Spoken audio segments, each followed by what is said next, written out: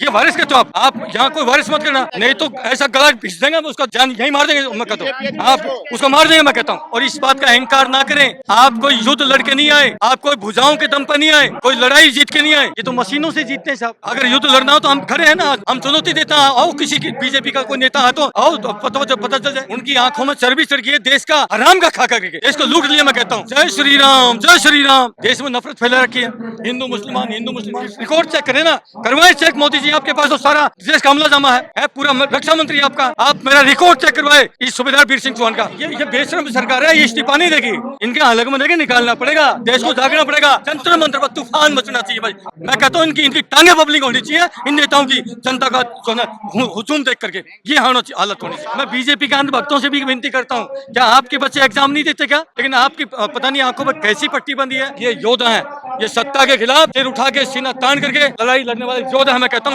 मैं सैल्यूट करता हूँ इन सारे को। जंतर मंतर पर 15 दिन से ज्यादा हो चुके हैं और कॉकरोचों का प्रदर्शन लगातार चल रहा है। समर्थन भी मिल रहा है, किसान भी आ रहे हैं, आज पूर्व फौजी भी आए, पूर्व सैनिक भी आए हैं समर्थन देने। उनसे जानेंगे क्या कहेंगे, आज आप समर्थन देने आए। देखिए, बहुत ही दुखी मन से मुझे कहना पड़ रहा है कि जो हमारे देश के बच्चे जिनका भविष्य जो है गर्दिश में है, ये बेचारे आज पिछले 12-15 दिन से यहाँ पर चिलचिलाती धूप में बैठे हैं। लेकिन इतनी निर्दयी सरकार है कि सरकार को बिल्कुल भी लज्जा नहीं आती। अरे कम से कम अपना रिप्रेजेंटेशन भेजना चाहिए, एक रिप्रेजेंटेटिव जो है रैप आना चाहिए यहाँ, इनसे बात करनी चाहिए। ठीक है भाई, हम कोशिश करते हैं, लेकिन आज तक जितने भी आंदोलन, पहले की सरकारें ये थी कि अगर कोई आंदोलन होते थे तो उनसे बात करती थी, उनको खौफ होता था कि अगर ये लोग जनता नाराज होगी तो हम सत्ता से बेदखल हो जाएंगे। लेकिन आज इनको सत्ता का इतना घमंड है और इतने ये शातिर हैं कि इन्होंने मशीनों में इन चीज़ों में सेटिंग कर दी है कि जनता का डर ही नहीं है, जनता का खौफ ही नहीं है।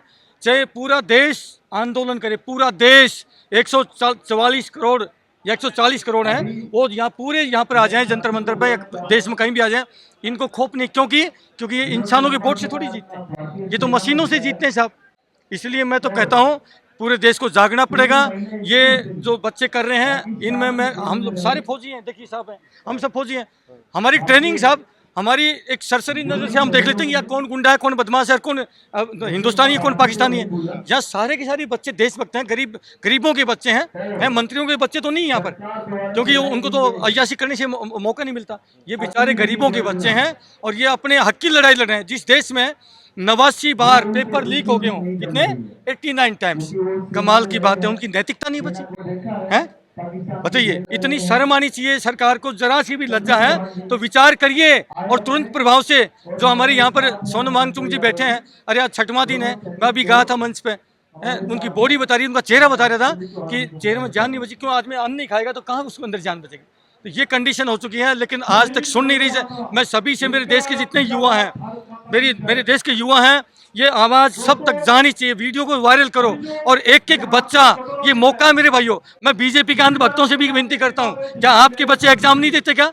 जिस प्रकार के ये पेपर लीक होते हैं, क्या उन पेपर लीकिंग में क्या आपके उन पेपरों में आपके बच्चे नहीं बैठते क्या नहीं बैठते? ये आपके बच्चों के भी भविष्य को बर्बाद करें। लेकिन आपकी पता नहीं आंखों पर कैसी पट्टी बंधी है। ये अगर हम यहाँ पर आए हैं, ये बच्चे आए हैं, तो मुझे भी कहने लगेंगे अरे ये तो देशद्रोही फौजी है, हमें भी कहने लगेंगे। लेकिन भाई आपको तो जेल भी भेज दिया था। हाँ, मैं बता दिया ना, वो मकान बनाने की वजह मैं एक फौजी हूँ। मैं बताता हूँ मैं क्रांतिकारी कैसे बना। मैं क्रांतिकारी बना इसी बीजेपी गद्दार पार्टी के कारण। क्यों बना? 2011 में मकान बना रहे थे 2 फौजी मिलके बेटा, द्वारका सेक्टर 7 में E946 मेरा मकान नंबर था। और बीजेपी के कानों तक, मोदी साहब आप तक ये आवाज़ पहुंचे ना, तो देश की जनता तक आवाज़ पहुंचे, तो सभी से विनती है इतना वीडियो वायरल करना ताकि सभी को पता चले इनका काला चेहरा बीजेपी का है। एक सैनिक से घूस मांगी गई 5 लाख रुपए मकान बनाने के एवज में। मेरा प्लाट, मेरा पैसा, किसी का केस नहीं। यानी कि ये गुंडागर्दी है दिल्ली में। मैं नहीं कहता, दिल्ली में किसी से पूछिए जो मकान बनाता है, और वहाँ पर कोई भी पार्षद होगा, कोई भी, ठीक है, मेरे दुर्भाग्य से मेरी वहाँ पर बीजेपी का था। लेकिन ये कहानी सभी की, मैं आपको खाली इस मैटर में मैं खाली बीजेपी को ही नहीं कहूँगा, बीजेपी का था उस टाइम, कांग्रेस का भी ये हाल है, उसका भी, बाकी का भी हाल है। इनको पैसा चाहिए तो ये नेता कहाँ है? नेता हुए क्या? आप आदमी अपना मकान नहीं बना सकता है, ऐसा हमारा मकान और प्लॉट हमारा और मकान नहीं बना सकते। इनको पैसा चाहिए। 4 दिन जेल गया हूँ मकान बनाने के एवज में, घूस ना देने के एवज में, और मकान का छत कटवाई, और फिर 50 पुलिस वाले आते हैं, एमसीडी का एजी एक्शन आता है। तो ये मेरी लाइफ का टर्निंग पॉइंट था अन्ना हजारे आंदोलन से जुड़ने के लिए। 2011 का था, 2017 में मेरा रिटायरमेंट था।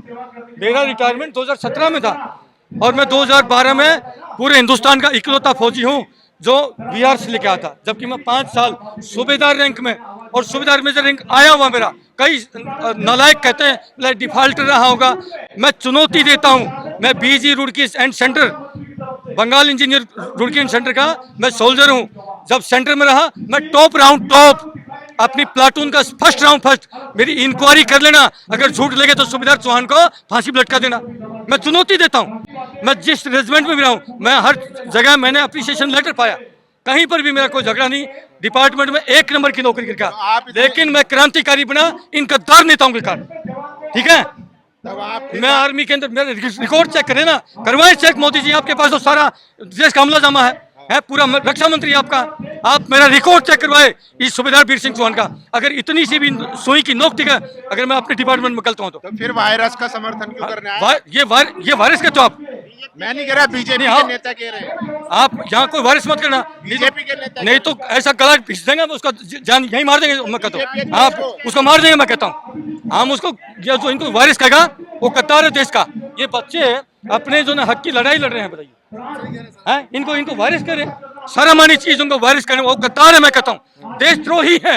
उनको अगर जरा सी भी लज्जा हो, दूषित खून है उनका। मैं कहता हूँ ये क्रांतिकारी है, और ये सत्ता के खिलाफ, जैसे अंग्रेजों के खिलाफ भगत सिंह ने, चंद्रशेखर ने, आजाद ने, अपने उधम सिंह ने अपने भगत सिंह, सुखदेव, राजगुरु, मंगल पांडे, अस्फाक को लगा, इन वीरों ने अपनी लड़ाई लड़ी। आज उनको कोई गद्दार कह सकता है? उनको कोई कोकरेच कह सकता है? नहीं कह सकता।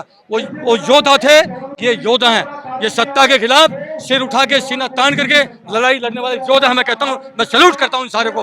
और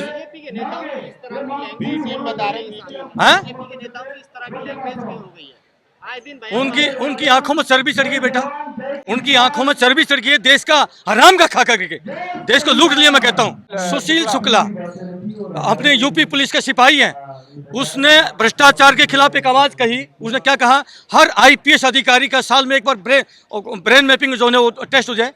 दूध का दूध, पानी का पानी हो जाएगा। दूध का दूध, पानी। मैं सलूट करता हूं भाई साहब उस सिपाही को। मैं पुलिस के खिलाफ नहीं हूं, लेकिन पुलिस का जो रवैया है उसके खिलाफ हम। जेलों के अंदर ध्यान से सुन लेना, जेलों के अंदर 99% बेचारे निर्दोष लोग फंसे हुए हैं। निर्दोष लोग जेलों में, निर्दोष लोग फंसे हैं साहब। किस वजह से? क्योंकि पुलिस का गलत रवैये के कारण। जो गलत लोग हैं, जो क्रिमिनल हैं, उनसे पैसा ले लिया, निर्दोष के नाम वो कर दिया। ये कहानी न्याय नहीं है साहब, न्याय नहीं है। पुलिस ने तो बिल्कुल अपनी वर्दी की इज्जत खो दी है। सर, सोनम वांगचुक जी का 5 किलो वजन घट गया। भाई क्या करेगा एक आदमी, जब आदमी खाना करे? तो सरकार से विनती कर सकता हूँ कि देखिए, अभी भी हम, ये पूरा देश विनती करता है, आप वहाँ सत्ता में बैठे हैं और इस बात का अहंकार ना करें। आप कोई युद्ध लड़के नहीं आए, आप कोई भुजाओं के दम पर नहीं आए, कोई लड़ाई जीत के नहीं आए। आपने जनता से भीख मांगी, वोट की, जनता ने आपको विश्वास किया कि आप अच्छी सेवा करेंगे, इस वजह से आप वहाँ सिंहासन में बैठे हैं। अगर युद्ध लड़ना हो तो हम खड़े हैं ना। हम चुनौती देता है, आओ किसी की, बीजेपी का कोई नेता है तो आओ, तो पता चल जाए, या किसी भी का भी कोई नेता हो, अगर तुम इतने बड़े योद्धा हो तो आओ हमारा मुकाबला करो। युद्ध नहीं जीत रखा। आप लोग थोड़ी सी लज्जा रखिए, इस देश को दोनों देश रहने दीजिए। देश में नफरत फैला रखी है, हिंदू मुसलमान है, इन्होंने कह दिया तो कुछ दलाल प्रवृत्ति के लोग होती है हर जगह है। हिंदू विरोधी बता दो, हिंदू विरोधी इनको। अरे भाई, हम पक्के हम हिंदू हैं, लेकिन हम सैनिक हैं। सेना में हिंदू मुसलमान नहीं होता, सेना में हिंदू मुसलमान नहीं होता। अरे सेना में तो जिस प्रकार के भाईचारे के साथ हम देश की रक्षा करते हैं। बड़े भाई, ये लोग इस्तीफा मांग रहे हैं, जबकि राजनाथ सिंह बोले हैं ये बीजेपी की सरकार है, हमारे इस्तीफे नहीं होते हैं। अरे राजनाथ जी, देश के कितने 6 सैनिक शहीद हुए ऑपरेशन सिंदूर में, 6 सैनिक। और राजनाथ जी कह रहे हैं संसद में खड़े होके कि हमारी एक भी सैनिक की क्षति नहीं हुई। 13 महीना के बाद अगर जरा सी भी लज्जा हो आपको राजनाथ जी, तो चुड़लू पर पानी में डूब के मर जाओ। आप जरा से भी लज्जा हो। आपने एक राजपूत आदमी झूठ नहीं बोलता जल्दी से। आपने अपने राजपूत कुल को, मैं भी राजपूत हूँ, आपने अपने राजपूत कुल को कलंक लगाया। मैं कहता हूँ क्या आप बात करें। अरे आप मोदी जी से इतने डरते हैं क्या कि आपने उसी के कहने से बोल दिया। सच्चाई तो सामने आ जाती है। तो ये तो सैनिकों की शहादत को भी नहीं मतलब सेलिब्रेट नहीं करे। वो कम से कम पूरा देश सैनिकों को सम्मान करता है, भीड़ उमड़ पड़ती। मैं कहता हूँ जब कोई सैनिक शहीद होता है उनकी फैमिली पे क्या बीतेगी। है उनकी शहादत को भी छिपा गए।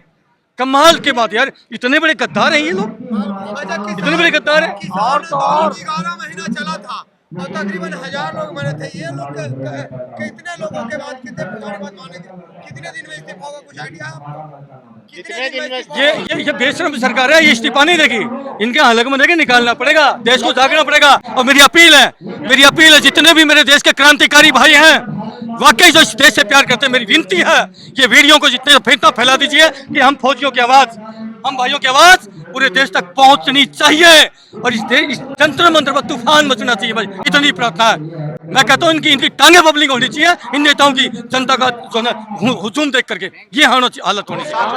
नेशनल दस्तक की आपसे गुजारिश है कि अगर इसको बचाना चाहते हैं तो नेशनल दस्तक को सब्सक्राइब करने के लिए रेड कलर के सब्सक्राइब बटन को दबाएं, फिर बेल आइकन की घंटी दबाएं। नेशनल दस्तक को बचाने के लिए बहुत जरूरी है कि हर खबर को शेयर करें, लाइक करें, कमेंट जरूर करें।